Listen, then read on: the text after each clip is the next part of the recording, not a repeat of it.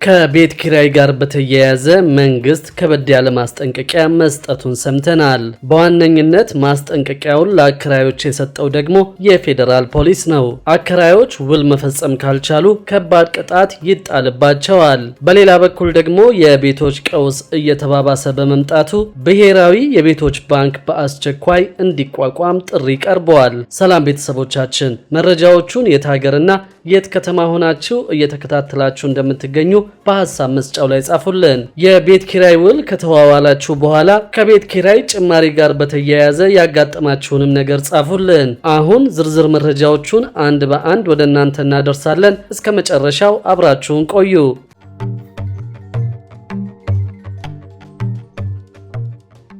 ከቤት ኪራይ ጋር በተያያዘ መንግስት ከበድ ያለ ማስጠንቀቂያ መስጠቱን ሰምተናል። በዋነኝነት ማስጠንቀቂያውን ለአከራዮች የሰጠው ደግሞ የፌዴራል ፖሊስ ነው።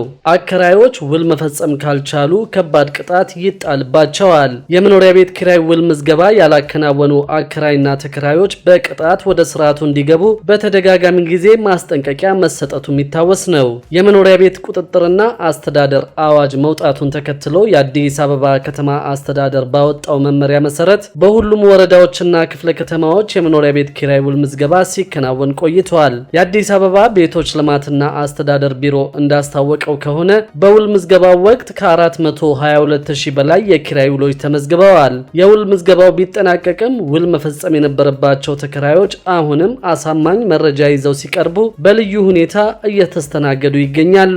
ሕክምና ላይ የነበሩ ከሀገር ውጭ የነበሩና መሰል አሳማኝ ጉዳይ አጋጥሟቸው ያልተመዘገቡ አከራይና ተከራይ እንዲመዘገቡ ጉዳያቸው በድጋሚ እየታየላቸው ይገኛል። የአዲስ አበባ የቤቶች ልማትና አስተዳደር ቢሮ ካወጣው ማስጠንቀቂያ ጎን ለጎን አሁን ደግሞ በቤት ኪራይ ውል ማስመዝገብ ዙሪያ የፌዴራል ፖሊስ ማስጠንቀቂያ አውጥቷል። ፌዴራል ፖሊስ ማስጠንቀቂያውን የሰጠው ከሰሞኑ በከባድ ዝርፊያ የተሰማሩ ሰዎችን በቁጥጥር ስር ማዋሉን ተከትሎ ነው። ፖሊስ እንደገለጸው ከሆነ ህጋዊ ውል ሳይኖር ቤት የሚከራዩ ሰዎች በተለያየ ዝርፊያ ላይ ተሰማርተው መገኘታቸውን ጠቁመዋል። በዚህ ምክንያትም ወንጀለኞችን ለመያዝ አስቸጋሪ እንዳደረገበት አስታውቆ ቤት አከራዮች ውል ሳይፈጽሙ ቤት እንዳያከራዩ አስጠንቅቀዋል። ከቤት በተጨማሪም በመኪና ኪራይ የተሰማሩ ሰዎችም ውል መፈጸም እንደሚኖርባቸው ተገልጿል። በተለይም ከፍተኛ የሆነ ክፍያ በመፈጸም ውል ላለመፈጸም የሚፈልጉ ሰዎች በተደጋጋሚ ጊዜ በወንጀል ውስጥ ሲሳተፉ መገኘታቸውን ይፋ አድርገዋል። የአዲስ አበባ ከተማ አስተዳደር የቤቶች ልማትና አስተዳደር ቢሮ የቤት ኪራይ ውሉን በቸልተኝነት ያላስመዘገቡት ላይ ደግሞ ቅጣት ይጣልባቸዋል ማለቱ ይታወሳል። ቅጣቱን በተመለከተም በተለያየ ደረጃ የሚከራየውን የቤት ኪራይ ዋጋ እንደሚከፍሉ አስታውቀዋል። ከቅጣቱ በተጨማሪ በአስገዳጅ ሁኔታ ወደ ውል እንዲገቡም ይደረጋል የተባለው መንግስት በአከራይና በተከራይ መካከል ሚዛናዊነትን ያስጠብቃል ባለው የመኖሪያ ቤት ቁጥጥርና አስተዳደር አዋጅ አለመግባባቶች ከተፈጠሩ የሚፈቱበት መንገድም እንደቀረበ ነው የተገለጸው። በአከራይና ተከራይ በኩል ቅሬታ ካለ ቢሮ ከወረዳ ጀምሮ ባሉት አደረጃጀቶች ተቀብሎ የሚያስተናግድ ሲሆን በዚህ ውሳኔ ያረካ አከራይም ሆነ ተከራይ ለዚህ ሲባል ወደ ተቋቋመ ኮሚቴ ጉዳዩን ማቅረብ ይችላል ተብሎ ተገልጿል። በሌላ በኩል ደግሞ የቤቶች ቀውስ እየተባባሰ በመምጣቱ ብሔራዊ የቤቶች ባንክ በአስቸኳይ እንዲቋቋም ጥሪ ቀርበዋል። በኢትዮጵያ እየተባባሰ የመጣው የቤቶች እጥረት አሳሳቢ ደረጃ ላይ በመድረሱ የህግ አውጪዎችና የዘርፉ ባለሙያዎች በአስቸኳይ ብሔራዊ የቤቶች ባንክ እንዲቋቋምና ወደ ስራ እንዲገባ አሳስበዋል። የታቀደው ተቋም በሚሊዮን ለሚቆጠሩ ኢትዮጵያውያን ተመጣጣኝ ዋጋ ያላቸውን ቤቶች ለማግኘት ዘላቂ የፋይናንስ መፍትሄ ለመስጠት ወሳኝ እርምጃ እንደሆነ ተገልጿል። በፈረንጆቹ 2037 የኢትዮጵያ የከተማ ነዋሪዎች ቁጥር ከ42 ሚሊዮን በላይ እንደሚሆን የሚገመት ሲሆን በዚህም ምክንያት ለአዳዲስ ቤቶች ያለው ፍላጎት ከፍተኛ ደረጃ ላይ ደርሷል።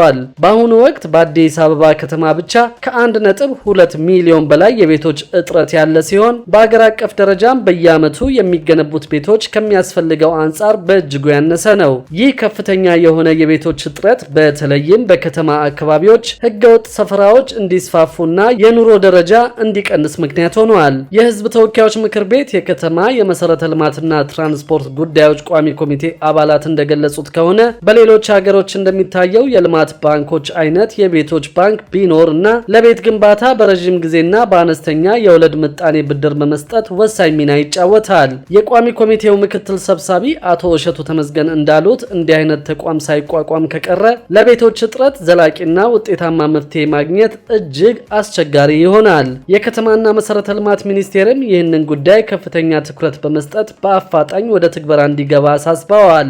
ባለሙያዎች እንደሚናገሩት ከሆነ በአሁኑ ወቅት ጥቂት የግል የፋይናንስ ተቋማትና የቁጠባና ብድር ህብረት ስራ ማህበራት የሚሰጡትን ውስን የሆነ የቤት መግዣ የገንዘብ ድጋፍ አሁን ላለውና ለወደፊቱም ለሚኖረው ከፍተኛ የህዝብ ቁጥር ፍላጎት በቂ ሆኖ አልተገኘም። የከተማና መሰረተ ልማት ሚኒስቴር ወይዘሮ ጫልቱ ሳኒ እንዳሉት ደግሞ ባለፉት 9 ወራት በመንግስትና በግሉ ዘርፍ የተገነቡት ቤቶች ቁጥር ቢጨምርም ለባለሙያዎች ግን እነዚህ ስኬቶች አሁንም በቂ ሆነው አልተገኙም። የፋይናንስ እንቅፋቶችን ለመቅረፍ መንግስት የተወሰነ በጀት መድቦ የቤት ፋይናንስን ለማሻሻል ረቂቅ የህግ ማዕቀፍ ማዘጋጀቱ ታውቋል። የኢንዱስትሪው ባለሙያዎች እንደሚሉት ብሔራዊ የቤቶች ባንክ መቋቋም የረዥም ጊዜና ተመጣጣኝ ዋጋ ያላቸውን ብድሮች በማቅረብ የቤቶችን ዘርፍ ሊለውጠው ይችላል። ከዚህ በተጨማሪም ተመጣጣኝ የፋይናንስ አቅርቦት በኢትዮጵያ የቤቶች ገበያ ውስጥ የጎደለው ቁልፍ ጉዳይ መሆኑ ተጠቅሷል። በሌላ በኩል በህገ ወጥ መንገድ ሲዘዋወር የነበረ ከ59000 ሊትር በላይ ነዳጅ ተይዟል። በመዲናዋ በበጀት ዓመቱ 9 ወራት በህገ ወጥ መንገድ ሲዘዋወር የነበረ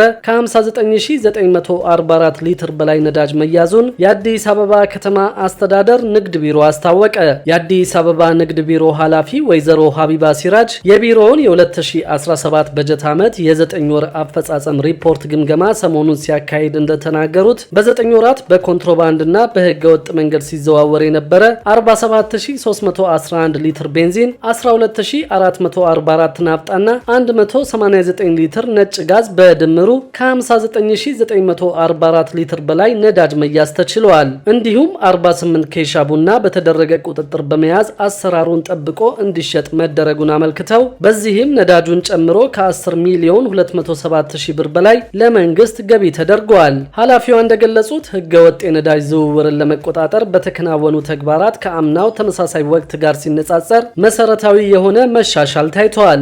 የንግድ ህገወጥነትን ለመከላከል በተደረገው የቁጥጥር ስራ 100% ህገወጥ ነጋዴዎችን ወደ ህጋዊ መስመር መመለስም ተችሏል። በ340553 የንግድ ድርጅቶች ላይ የበር ለበር ክትትል በማድረግ የንግድ ህገወጥነትን ለመከላከል መታቀዱን የገለጹት ወይዘሮ ሀቢባ በ9 ወራት በ375989 የንግድ ድርጅቶች ላይ ክትትል ተደርጓል። በሶስተኛው ሩብ ዓመት ለ80687 ዜጎች አዲስ የንግድ ስራ ፈቃድ ለማውጣት የተቻለ ሲሆን በዚህም ከባለፈው ዓመት ተመሳሳይ ወቅት ጋር ሲነጻጸር ለ12729 ዜጎች ተጨማሪ አገልግሎት ለመስጠት ተችሏል። ኃላፊዋ እንደገለጹት ባለፉት 9 ወራት የበዓል ወቅት ልዩ የገበያ ውሎችን ጨምሮ በቅዳሜና እሁድ ገበያ 541871 ኩንታል የሰብል ምርት ከ2 ሚሊዮን 469,000 ኩንታል በላይ አትክልትና ፍራፍሬ እንዲሁም ደግሞ 265798 የቁም ከብት ለገበያ ቀርበዋል። መንግስት ድጎማ የሚያደርግባቸውን የፍጆታ ዕቃዎች በተመለከተም 226000 ኩንታል ስኳር፣ 3 ሚሊዮን 186000 ሊትር የምግብ ዘይትና ከ266 ሚሊዮን ሺህ በላይ ዳቦ መሰራጨቱ ታውቋል። የነዳጅ ስርጭት ጉድለትን ለመከላከል የተጀመረውን የቁጥጥር ስራ ማጠናከር፣ እሴት የማይጨምሩ ደላሎችን ከንግድ ስርዓቱ በማስወጣት አምራችና ሸማቹን ማገናኘትና የምርት አቅርቦትን በስፋት እንዲኖር ማድረግ ቀጣይ የትኩረት አቅጣጫዎች መሆናቸው ታውቀዋል። በሌላ በኩል ደግሞ የኢትዮጵያ የተቀማጭ ገንዘብ መድን ፈንድ ከአባል የፋይናንስ ተቋማት 5.2 ቢሊዮን ብር አረቦን ሰብስበዋል። የኢትዮጵያ የተቀማጭ ገንዘብ መድን ፈንድ ዋና ስራ አስፈጻሚ ደሳለኝ አምባው እንዳሉት ፈንዱ በባንክና በማይክሮ ፋይናንስ ተቋማት ውስጥ ተቀማጭ ገንዘብ ላስቀመጡ ድርጅቶችና ግለሰቦች የመድን ሽፋን እንዲያገኙ በማስቻል የተረጋጋ የፋይናንስ ስርዓት እንዲኖር የሚያስችሉ ተግባራትን በማከናወን ላይ ይገኛል። ዋና ስራ አስፈጻሚው አክለውም ከተሰበሰበው አረቦን ውስጥ 4.7 ቢሊዮን ከመደበኛ ተቀማጭ ገንዘብ የተሰበሰበ ሲሆን ቀሪው 0.4 ቢሊዮን ከወለድ አልባ ተቀማጭ ገንዘብ ተገኝተዋል። ተቋሙ የገንዘብ አቅሙን ለማጠናከር በሚያደርጋቸው እንቅስቃሴዎች የኢንቨስትመንት ክምችቱን ወደ 12.1 ቢሊዮን ብር አድርሷል። ክቡራትና ክቡራን የአዲስ ቢዝነስ የዩቲዩብ ቻናል ተከታታዮቻችን ይህንን ቻናል ሰብስክራይብ ሳታደርጉ የምትከታተሉን ከሆነ ቢዝነስና ሌሎች ተያያዥ ጉዳዮችን በተመለከተ አዳዲስ መረጃ ለማግኘት የዩቲዩብ ቻናሉን ሰብስክራይብ በማድረግ ቤተሰብ እንድትሆኑ በትህትና እንጠይቃለን።